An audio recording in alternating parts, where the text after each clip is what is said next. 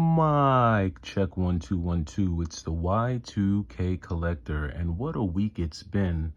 One of the good things about this week is that I got a case and manual to complete my free copy of Def Jam Fight for New York. This was the free copy that I got during GameStop's Buy Two Get One. I was actually shocked that GameStop actually had a copy of Def Jam Fight for New York. But as I've been mentioning, GameStop has definitely been stepping their retro game up. And if you go on there right now, there are a lot of PlayStation 1 bangers on their website. To some really quality games on there. Now, I don't know if these games are complete.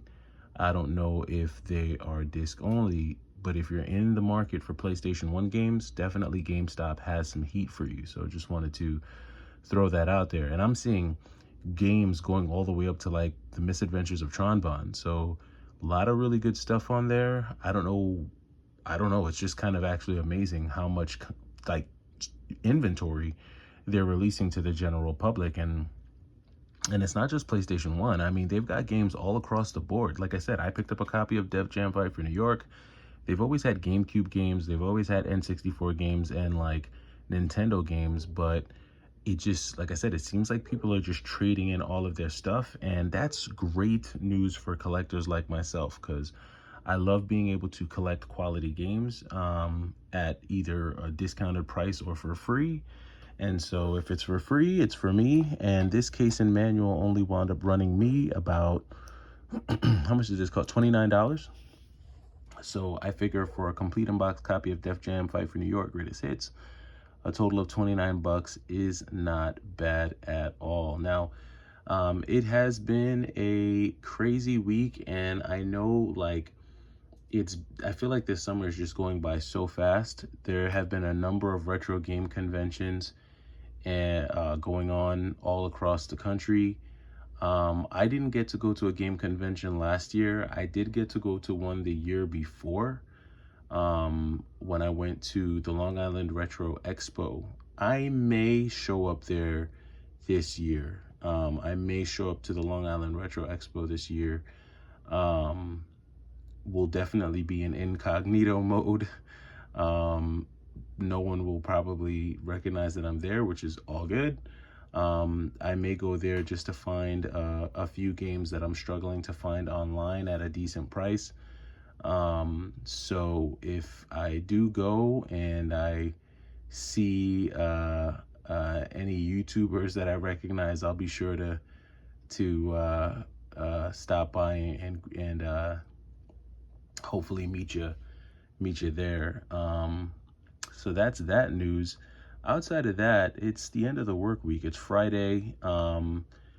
Looking forward to being able to get in some gaming for the weekend. Definitely want to get into some Super Nintendo stuff for sure. And then perhaps maybe just, maybe get into a little bit of Dreamcast. I want to talk about just, in this quick video that I've got here, just some of the things that I'm looking forward to towards the end of the year. You all have heard me talk about the channel and just some of the things that I'm working on. One of those things is just how I, structure my videos, how I, some of the content that I put out, and I'm working on building and developing that. But it is tough. It's extremely tough when you work a very time-consuming job, which is the type of job that I have. And no matter what level you fall on in the corporate wheel, I mean, we're all cogs in the big corporate wheel, and sometimes the corporate struggle is just, it can be draining. But this channel is definitely an outlet for me, and it's a great way for me to just connect with folks who enjoy retro games. So still working on the new layout, the new format. Looking forward to being able to put that together for the channel. And then the last thing that I wanted to just share, because I know I talk about games like Def Jam Fight for New York, and I know some of the games that I talk about on my channel are a little pricey. They are, I think someone said very collectible. And that's really who I am. I am the Y2K collector after all. So a lot of my games would fall in the collectible category, but collectible does not always mean expensive. And I have about 10 games here that aren't very expensive. I would say max 30, 35 bucks and under that I think you would thoroughly enjoy in your collection. So I'm going to share them with you real quick. Let me know if you have any of these. The first up is Ninja Gaiden 2. Ninja Gaiden is an amazing series. The first Ninja Gaiden is it's really retro, right? It's very, very bare bones for a ninja game. And Ninja Gaiden 3 takes it to like the max level. I feel like Ninja Gaiden 2 for the price is a great balance between both games. You don't have to break the bank because this is like an $11 or $12 game. I think I got my copy for $9. For $9, you have a classic ninja game. Not very long. You could probably beat it in about 20, 30 minutes, but it's still just a ton of fun in this, you know, packed in this little cartridge here. So this is one that I would consider for sure. Virtual On. If you like arena style, like mech games, this is definitely one to check out. I had Virtual on the Sega Saturn, which was a nostalgia play. Like, I don't think the gameplay on the Sega Saturn Virtual On is something that you'll want to spend hours playing. You'll definitely enjoy the nostalgia for a little bit, but then you'll want to play something else. Thankfully, the Dreamcast version is a lot easier on the eyes, and I think if you're, like I said, if you're into that whole arena style, like mech games, you'll like this one. Virtual On isn't super expensive. It's probably the most expensive game on this list. Probably about 35 bucks, 40 bucks max. And I'm not saying $40 isn't a lot of money, but it's definitely on the medium to low end of the spectrum when you start thinking about how expensive some of these games can get. And that light is just super bright, so I'll just move this over here. All right, the next game that I'll share with you is Ape Escape. Ape Escape is a ton of fun. If you like Mario 64, you'll like Ape Escape. I think Ape Escape is a game that you will enjoy, and this is one that I think anyone who's into like action adventure games, like the first generation of 3D action adventure games, you'll definitely want to check Ape Escape out because it's a good one. That's on the PlayStation. Next up, we got a little DS action here. So Mega Man Zero Collection. So the Mega Man Zero games can be pricey on the Game Boy Advance. Those are some really pricey games. And I know that I think there's a Mega Man, I feel like there's a Mega Man Zero collection on the Switch. Someone can let me know down in the comments if I'm right or wrong on that. But if you want to be able to take advantage of all the Mega Man Zero games in one, then the DS is a great way to experience all three. You get Mega Man 0, 0, 2, 0, 3, and 0, 4. Shoot, I forgot that there was a fourth one. I don't know why I thought there was only 3, but there's 4 installments. And I'm sure that if you try to get all the carts like separately, it's gonna become very pricey. So this is just a great way to experience all the games.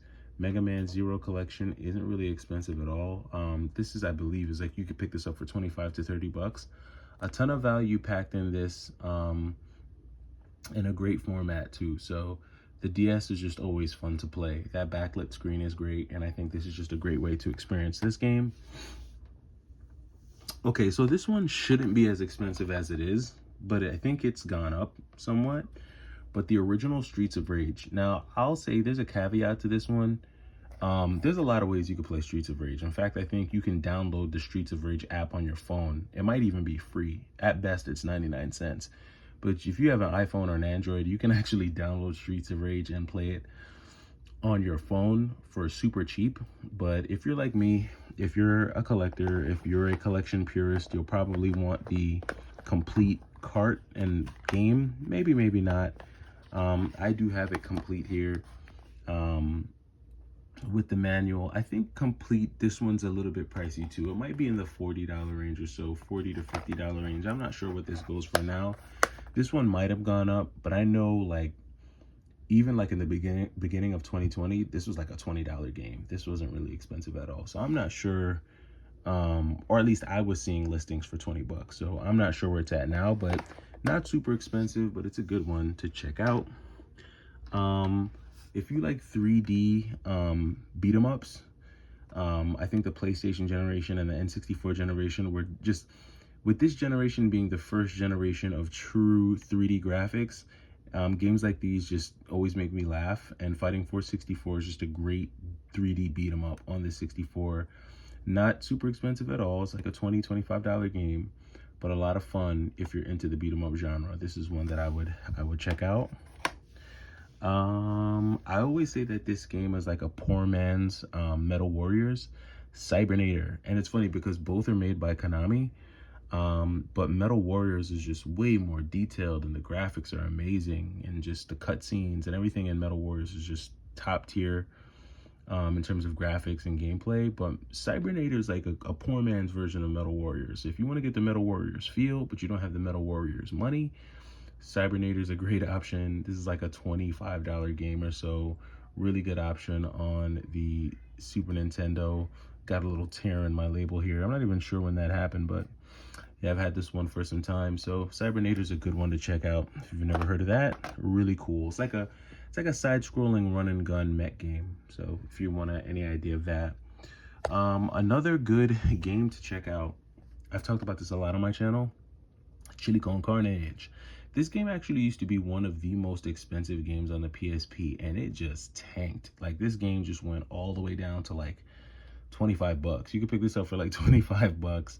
But this is a very fun 3D kind of like open world style run and gun game. Think like Grand Theft Auto meets Max Payne is what this is. And the graphics are really good for PSP. I think this is a lot of fun. Very graphic, very violent, but a lot of fun. It has the whole bullet dodge, you know, the whole slowdown effect. Bullet time, I think is what it is. The whole bullet time effect on certain actions. You're able to slow things down when you get into certain fight scenes. So this is actually a really fun game. Definitely one I would recommend if you are a collector of the PSP. I'm surprised this hasn't gotten to a port to something else too, or like a part 2. Chili Con Carnage is actually a really unique game. And this is what I'm talking about. Like, back in the day, you would get these like random one-off games that just didn't get a sequel. PlayStation was good for that. They need to get back to this, like making these off-the-cuff games. I like those. All right, next up, we have here on the 360. This is a recent pickup, but Vikings. I love me a good open world hack and slash style game, and Sega really does those really well. This game is very inexpensive. This is like a $10 game on the 360. I'm surprised this isn't one of those games that shot up out of nowhere. Let me keep my mouth shut before it does, but this is like a $10 game, a really cool open world hack and slash game. The environments are beautiful. The hack and slash gameplay probably can get a bit repetitive, but it's still fun. And if you're into that whole medieval vibe, you'll definitely dig this one. Definitely one I would recommend at least trying out for the 360. It's cheap, it won't cost you a ton, but it's a good amount of fun for sure. And then last but not least, a GameCube game here. X-Men Legends 2. Now, X-Men Legends is even cheaper. That's like a $10 GameCube game, and you could get that complete. But you can get X-Men Legends 2, which is even more fun. More characters, more options in here. Rise of the Apocalypse. Something about this cover art is just so sick. In fact, this cover art actually reminds me of, I think, the last level in X-Men 2 on the Sega Genesis. I feel like Apocalypse has almost this same exact face. But yeah, just really cool, really cool stuff here. Really cool gameplay. The gameplay on here reminds me of like Marvel Ultimate Alliance. It's that whole like isometric kind of top-down viewpoint where you can switch between characters and use their superpowers and things like that. So very good option. And so just wanted to put this little conglomerate of games together for anyone going into the weekend thinking, you know, what solid games can I add to my collection that aren't super expensive? And you've got games that are all the way down into the $10 range. And then some of these are going up all the way up to the $40 to $50 range. Of course, the most expensive game in this batch is Def Jam Fight for New York. But again, that's a game that I was able to get for free during a buy two, get one. So keep your eyes peeled for the next promotion from GameStop. Hopefully you can, take advantage and pick something up there. But until then, hopefully You know, if you're planning on doing any game hunting or anything like that, you check your local game stores, and they may have one of these games at a decent price. But that does it for me. I'm the Y2K Collector. I will catch you over the weekend. Take it easy.